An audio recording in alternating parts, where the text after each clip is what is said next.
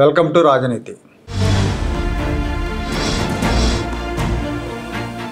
BJP Andhra Pradesh శాఖ అధ్యక్షుడిగా మాధవ్ గారు ఎన్నికైన సందర్భంగా జరిగిన సమావేశానికి రాష్ట్ర బీజేపీలో ఉన్న పెద్ద నాయకులందరూ కూడా హాజరయ్యారు. ఈ సందర్భంగా వాళ్ళల్లో చాలామంది మాట్లాడుతూ కూటమి ప్రభుత్వంలో బీజేపీకి గుర్తింపు లేదు, బీజేపీ వాళ్ళకి పదవులు ఇవ్వట్లేదు, మేము లేకపోతే అసలు ఈ కూటమి ప్రభుత్వం గెలిచేదే కాదు అని మాట్లాడారు. నామినేటెడ్ పదవుల్లో తెలుగుదేశం పార్టీ వాళ్ళు 80% తీసుకుంటున్నారు, జనసేన వాళ్ళకి 15% ఇస్తున్నారు, మాకు 5%ఏనా అని ప్రశ్నిస్తున్నారు. అలాగే వచ్చే స్థానిక సంస్థల ఎన్నికల్లో బీజేపీకి 5% సీట్లే ఇస్తామంటే కుదరదని అల్టిమేటం జారీ చేశారు. ముందుగా తెలుగుదేశం పార్టీ నుంచి బీజేపీలోకి వెళ్ళిన ఆదినారాయణ రెడ్డి గారు ఆయన మాట్లాడుతూ బీజేపీ వాళ్ళకి పదవులు ఇవ్వట్లేదు, కూటమి ప్రభుత్వంలో నామినేటెడ్ పోస్టులు ఇవ్వట్లేదు, మేము లిస్టులు పంపితే ఆ లిస్టులు పక్కన పడేస్తున్నారని మాట్లాడారు. ఆ తర్వాత విశాఖ నార్త్ ఎమ్మెల్యే విష్ణుకుమార్ రాజు మాట్లాడుతూ మేము లేకపోతే ఈ ప్రభుత్వం గెలిచేదే కాదు, మేము లేకపోతే మీ పరిస్థితి ఏంటో అర్థం చేసుకోండి, 5% ఏంటి, రిడిక్యులస్ అని ఆవేశపడ్డారు. అలాగే మా పార్టీలో 20 ఏళ్ళ నుంచి 30 ఏళ్ళ నుంచి పనిచేస్తున్న కార్యకర్తలు ఉన్నారు, వాళ్ళందరికీ న్యాయం చేయాలి, మీరు 5% ఇస్తే ఎట్లా అని మాట్లాడారు. ఇక్కడ కార్యకర్తలు బీజేపీకే కాదు అన్ని పార్టీలకు ఉంటారు. జనసేన పార్టీకి ఉంటారు, కాకపోతే జనసేన కొత్తగా వచ్చిన పార్టీ కాబట్టి ఒక 10 ఏళ్ల సీనియారిటీ ఉంటుంది వాళ్ళకి. తెలుగుదేశం పార్టీకి 1982 నుంచి పనిచేస్తున్న కార్యకర్తలు ఉన్నారు. భారతీయ జనతా పార్టీకి వేల సంఖ్యలో కార్యకర్తలు ఉంటే తెలుగుదేశం పార్టీకి లక్షల సంఖ్యలో కార్యకర్తలు ఉంటారు, వేల సంఖ్యలో నాయకులు ఉంటారు. వీళ్ళందరినీ సాటిస్ఫై చేయాల్సిన బాధ్యత తెలుగుదేశం పార్టీ మీద ఉంటుంది. మా కార్యకర్తలకు న్యాయం చేయాలి, మా కార్యకర్తలు 30 ఏళ్ళ నుంచి చేస్తున్నారు, 40 ఏళ్ళ నుంచి చేస్తున్నారంటే కూటమిలో అన్ని పార్టీల కార్యకర్తలు పనిచేస్తూనే ఉన్నారు. అందరికీ న్యాయం చేయాలి. ఆయా పార్టీల బలాబలాలను బట్టి నామినేటెడ్ పోస్టులు ఇస్తారు. అలాగే పొత్తులో ఉన్నప్పుడు పొత్తు ధర్మం పాటించాలి, పరస్పరం గౌరవించుకోవాలి పొత్తులో ఉన్న పార్టీలు. ఈ కూటమి ప్రభుత్వం మీద వైసీపీ నేతలు ఒక్కోసారి మూకుమ్మడి దాడి చేస్తూ ఉంటారు. చంద్రబాబు నాయుడు గారి మీద, జగన్మోహన్ రెడ్డితో పాటు మిగతా నాయకులు. ఏనాడైనా బీజేపీ నేతలు జగన్మోహన్ రెడ్డి విమర్శలను ధీటుగా తిప్పికొట్టారా? చంద్రబాబు నాయుడు, లేదంటే నారా లోకేష్, పవన్ కళ్యాణ్, నాదెళ్ల మనోహర్ ఇలాంటి వాళ్ళు మాట్లాడటమే కానీ బీజేపీ నాయకులు ఎప్పుడు కూడా ఒక అప్పుడప్పుడు పురంధేశ్వర్ గారు, అలాగే ఆదినారాయణ రెడ్డి గారు, సత్యకుమార్ గారు మంత్రి, వీళ్ళు మాట్లాడటం మినహా జగన్ మీద ఎవరూ మాట్లాడరు, జగన్ మీద ఎవరు విమర్శలు చేయరు.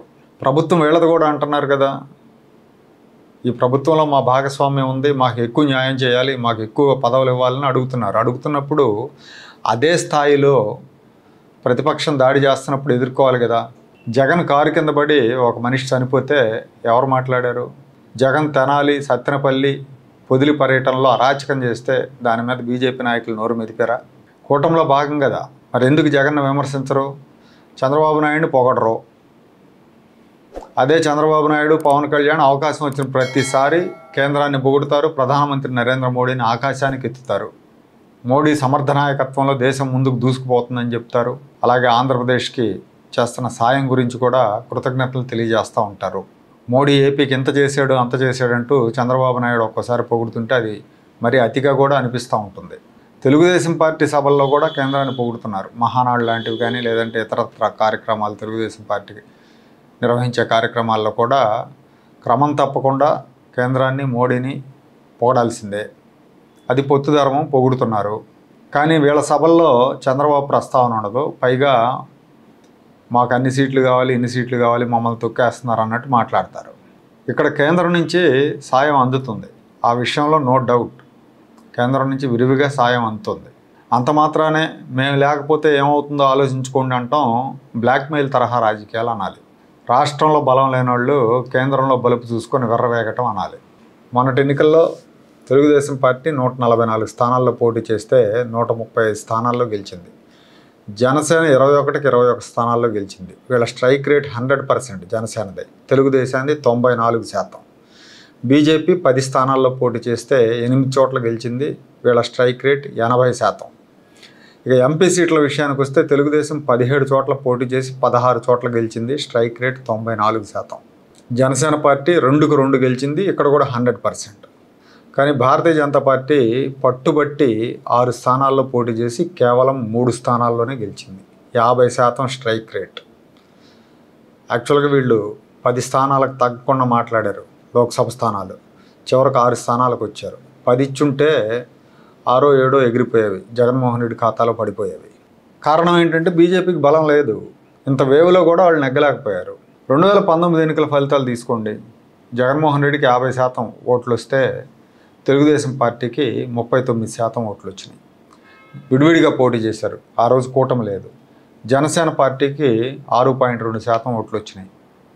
భారతీయ జనతా పార్టీకి 0.82% ఓట్లు వచ్చినాయి. అంటే 1% ఓట్లు కూడా రాలేదు ఆ రోజున. అప్పటికిప్పటికి పెద్ద మార్పు ఏం లేదు. కూటమిగా పోటీ చేయకుండా బీజేపీ విడిగా పోటీ చేస్తే 0.82% నుంచి 1%కి ఏమైనా చేరుకునేవాళ్ళేమో. అంతకు మించి 1 సీటు వచ్చే పరిస్థితి ఉండదు, డిపాజిట్లు వచ్చే పరిస్థితి ఉండదు. ఆ విషయం ఆ నాయకులకు కూడా తెలుసు, డిమాండ్ చేస్తున్న నాయకులకు కూడా తెలుసు. ఇప్పుడు స్థానిక సంస్థల ఎన్నికల్లో మాకు 5% అంటే టాట్ కుదరదు అంటున్నారు. 1% ఓటు బ్యాంక్ ఉన్న వాళ్ళకి 5% సీట్లు ఇవ్వటం చాలా ఎక్కువ.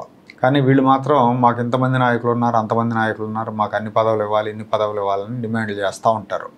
సీట్లు లేదంటే పదవులు అడగటానికి ముందు ప్రజల్లో బలం పెంచుకోవాలి. ప్రజల్లో బలం ఉంటే చచ్చినట్టు కాళ్ళు మొక్కు మరీ ఇస్తారు, సీట్లు అడిగినన్ని ఇస్తారు. అప్పుడు ఏ డిమాండ్ చేసినా సమంజసంగానే ఉంటుంది. అలా కాకుండా మాకు అంత కావాలి ఇంత కావాలని గొంతెమ్మ కోరికలు కోరితే జనం నవ్విపోతారు.